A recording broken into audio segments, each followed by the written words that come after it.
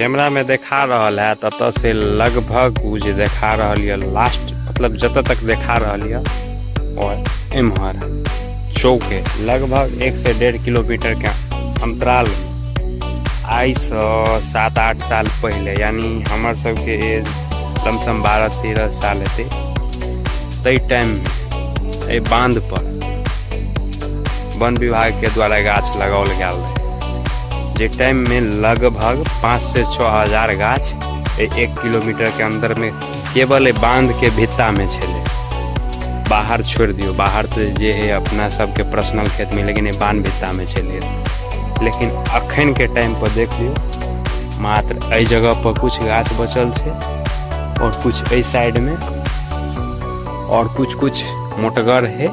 ते द्वारे रह गया है। बाकी सब जलावन के उपयोग